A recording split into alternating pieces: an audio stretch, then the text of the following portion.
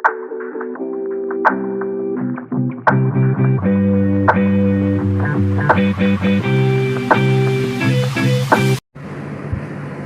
इस वक्त हम बैठे हैं पटना हाईकोर्ट के अखिल भारतीय अधिवक्ता कल्याण समिति के कक्ष में, और मेरे साथ आप देख सकते हैं इस समिति के अध्यक्ष महोदय श्री धर्मनाथ प्रसाद यादव जी भी हैं, और इसके रणविजय सिंह जी भी हैं, और पटना के जाने माने एडवोकेट तो हैं ही हैं। इसके अलावे वकीलों की आवाज़ उठाने के मामले में देखा जाए तो श्री धर्मनाथ प्रसाद यादव जी का जितना नाम है उतना शायद पटना हाईकोर्ट में किसी का नहीं होगा।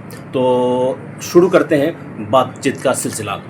सर, सबसे पहले तो ये बताइए कि अखिल भारतीय अधिवक्ता कल्याण समिति का जो 9वां महाधिवेशन होने जा रहा है, जो कि जिसकी तैयारी मतलब जो है पूरे जोरों शोर से हो रही है, क्या इस बार आप लोग का मतलब कि इस पर फोकस रहेगा सर?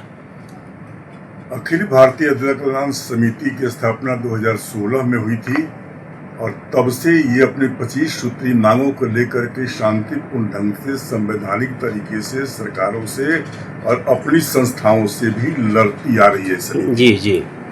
25 सूत्री मांगों में बहुत सारी मांगों पर विचार किया भी जा रहा है इस समय, और इस पर विचारहीन है। हम लोग जो 9वां अधिवेशन करने जा रहे हैं, इसके पहले हम लोग प्रत्येक साल एक महाधिवेशन 2 दिवसीय किया करते हैं, जो 8 कर चुके हैं। और ये 9वां हम लोगों ने डिसीजन लिया कि बिहार में तो हम करते ही रहे, झारखंड में हम करते ही रहे, अन्य प्रांतों में हम किया है, लेकिन देश की राजधानी दिल्ली में इसे हम करें ताकि देश के पैमाने पर इसकी बात चल सके। तो सर इस बार बिल्कुल सर, तो इस बार जो 9वां अधिवेशन है वो देश की राजधानी दिल्ली में होने जा रही है सर। जी। कितने तारीख को होने जा रही है, कब होने जा रही है, कहाँ होने जा रही है दिल्ली में, ये बताइए सर। ये दिल्ली में constitution club of India new Delhi करके है जी। वहीं पर उसी हॉल में हम लोग का आरक्षण है। 29-30 नवंबर 2025 को 2 दिवसीय कार्यक्रम ये संपन्न होगा। बिल्कुल सर, बिल्कुल। आप जैसा कि मतलब कि कह रहे हैं कि 29 और 30 तारीख दोनों दिन जो है ये जो है कॉन्स्टिट्यूशनल क्लब में जो है आपका एक कार्यक्रम होने जा रहा है। क्या मांगे होंगी सर, क्या मुख्य एजेंडा होगा सर आपकी इस बार 9वां अधिवेशन, उसके बारे में सर बताएं। इसमें हम लोगों ने मुख्य रूप से जो केंद्र सरकार से मांग रखा है, उस मांग में हम लोगों ने प्रमुखता दिया है कि बिहार विधानसभाओं में और संसद में और विधान मंडलों में अधिवक्ताओं को कहीं कोई आरक्षण स्थान नहीं दिया गया है जी। ये हमारी पहली मांग है केंद्र सरकार से कि चूंकि विधि के जानकार अधिवक्ता ही हुआ करते हैं जी, और विधि का निर्माण जहाँ होता है वो संसद है जी, या विधान मंडल है, बिल्कुल सर। वहाँ विधि जानने वालों की आज तक कोई स्थान दिया नहीं गया है। जी, जी। इसलिए कम से कम कुल संख्या के 20% अधिवक्ताओं के लिए स्थान आरक्षित किए जाए, ताकि अधिवक्ता देश के हित में अच्छा कानून दे सके, कानून बारे में मदद कर सके। बिल्कुल सर, बिल्कुल, ये तो है। दूसरा हम लोगों ने लिया है कि अधिवक्ताओं की निर्मम हत्याएं हो रही हैं आजकल, आए दिन देख रहे हैं हम, जिसके लिए अधिवक्ता advocates protection and compensation act की मांग वर्षों से लंबित है।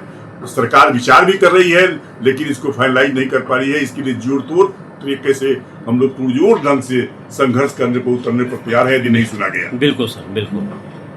और सर ये तो आपकी 2 मांगे होंगी सर, इसके अलावा कुछ और प्रमुख मांगे? इसके अलावा बहुत सारी मांगे हमारी हैं, लेकिन सर एक दो जो प्रमुख मांगे हो उसके बारे में बताएं। हम लोगों ने यह भी कहा है कि न्यायाधीशों की नियुक्ति को पारदर्शी बनाने हेतु कॉलेजियम सिस्टम को समाप्त कर संविधान के अनुच्छेद 312 के उपखंड 1 के प्रावधान के अनुसार भारतीय न्यायिक सेवा आयोग का गठन किया जाए। जो संवैधानिक एक व्यवस्था है, आज तक दुर्भाग्यवश इसका गठन नहीं हुआ।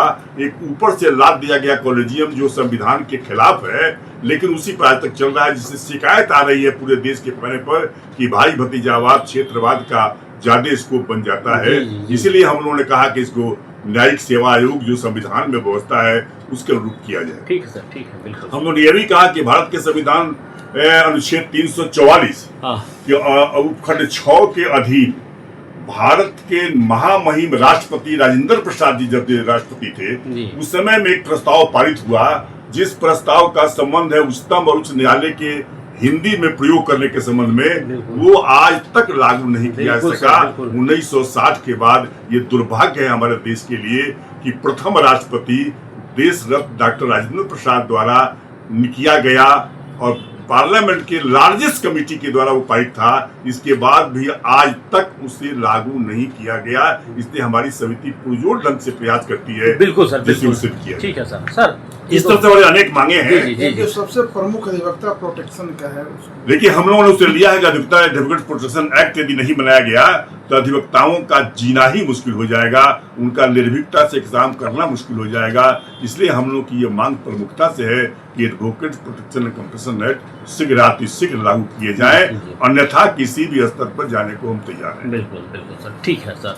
और सर ये तो हो गए, और बहुत सारी मांगे होंगी सर, आपने कुछ प्रमुख मांगों के बारे में बताया। जी जी प्रमुख सर, चूंकि आप इस अखिल भारतीय अधिवक्ता कल्याण समिति के राष्ट्रीय अध्यक्ष भी हैं, बिहार से भी हैं, तो इस बार बिहार से कितने अधिवक्ता लोग इसमें हिस्सा ले रहे हैं और बिहार के लिए कुछ खास है कि नहीं सर, ये बताइए। देखिए मुख्य रूप से बिहार ही इस संस्था का जनक है, बिहार ही फाउंडर है, इसलिए बिहार में ज्यादा सजगता होना स्वाभाविक भी है। और बिहार के हम भी हैं जहाँ के राष्ट्रीय अध्यक्ष के पद को संभाले हुए हैं, तो निश्चित तौर पर बिहार से हम लोगों ने ट्रेन बोगी रिजर्व कराने की बात की है। यहाँ से सैकड़ों लोगों को जाने की बात की जा रही है। यहाँ से झारखंड भी, हमारा जो बगल का राज्य है, झारखंड से भी 50 की संख्या में। तो क्या माना जाए सर कि इस बार जो 9वां अधिवेशन होने जा रहा है आपकी संस्था का, वो भव्य होने जा रहा है, ऐतिहासिक होने जा रहा है और कई निर्णयों के साथ लोग उसको याद रखेंगे?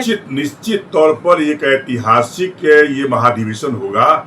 इसमें क्षण करके बातें आएंगी कि वकीलों की समस्या नहीं है, ये केवल ये समस्या है जुडिशियल सिस्टम में जो तेजी से गिरावट आ रही है और हमारे यहाँ जो केसों का लंबार पड़ा हुआ है। सरकारी आंकड़े के अनुसार 4 करोड़ केस लंबित है न्यायालय के लिए भारतवर्ष के न्यायालयों में। जी। उन तमाम चीजों पर विचार करना है इस बार कि कहां से ये गलती हो रही है। ये न्याय पाने वाले, न्याय देने वाले और न्याय दिलाने वाले तीनों मिलकर जस्टिस डिलीवरी सिस्टम को चलाते हैं, और तीनों की समस्याओं का समाधान जब तक नहीं किया जाएगा तब तक जस्टिस डिलीवरी सिस्टम में सुधार आने का चांस नहीं है। बिल्कुल सर, इसलिए इस पर हम विचार करें। ठीक है सर, और कुछ कहना चाहेंगे? हम अभी कहना चाहेंगे कि हमारी सरकार ने, बिहार के नीतीश कुमार जी ने एक सुंदर सा पहल किया है। पहली बार हम लोगों के अनुरोध पर उन्होंने विचार किया है। मैं आपको बता दूं कि पिछले 19/8/2025 को हमारी समिति ने ज्ञापन दिया था, उन्हें कुछ मांगों को सम्मिलित करते हुए अनुरोध किया था कि इस पर तुरंत विचार किए जाए जो आवश्यक है। जी। मुझे खुशी हो रही इस बात के लिए कि उस आवेदन पर विचार करते हुए या अन्य और जगहों से जो बातें आई उन तमाम पर विचार करते हुए तो क्या लगता है मुख्यमंत्री जी ने अभी हमारी जो वर्षों से मांग लंबी थी कि नए वकीलों को प्रति माह 5,000 रुपया दे करके उन्हें पैसे में दक्षता प्राप्त करने में सहूलियत की जाए, इस मांग को मानते हुए 5 वर्ष तो नहीं लेकिन 5,000 रुपया प्रति महीना देने का निर्णय लिया है 3 वर्षों तक के। जी। दूसरा उन्होंने खूबी की बात कहा है कि हमारा जो वेलफेयर, ट्रस्टी वेलफेयर स्कीम है, जिसके चलते हम मरने पर या बीमार पड़ने पर, रिटायर करने पर वकील को राशि मुहैया करते हैं, उस फंड को उन्होंने पहली बार 30 करोड़ रुपया देने की घोषणा की।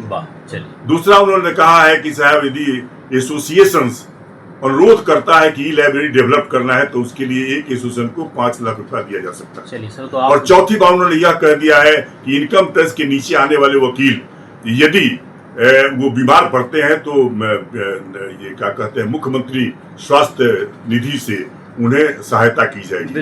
इसके लिए हम बिहार सरकार को, खासकर नीतीश बाबू को आभार प्रकट करते हैं अपने समिति की तरफ से, अपने लोगों की तरफ से कि उन्होंने कम से कम शुरुआत किया है, लेकिन साथ साथ हम अनुरोध भी किया है जो शेष मांगे हैं उस पर भी सहानुभूति पूर्वक विचार करने की आवश्यकता है। वकील नहीं रहेगा तो ये जनतंत्र ही नहीं बचेगा, और जनतंत्र नहीं बचेगा तो देश कहाँ रहेगा। बिल्कुल सर, बिल्कुल बिल्कुल सर। रणविजय जी, आप संस्था के प्रदेश अध्यक्ष हैं और प्रदेश अध्यक्ष होने के नाते आप इस बार जो 9वां अधिवेशन दिल्ली में होने जा रहा है उस पर क्या मतलब कहना चाहेंगे, कैसे देखते हैं उसको आप? और सर ने बताया कि नीतीश कुमार ने आप लोग की कुछ मांगों पर विचार किया है, उस पर क्या कहना चाहेंगे सर आप?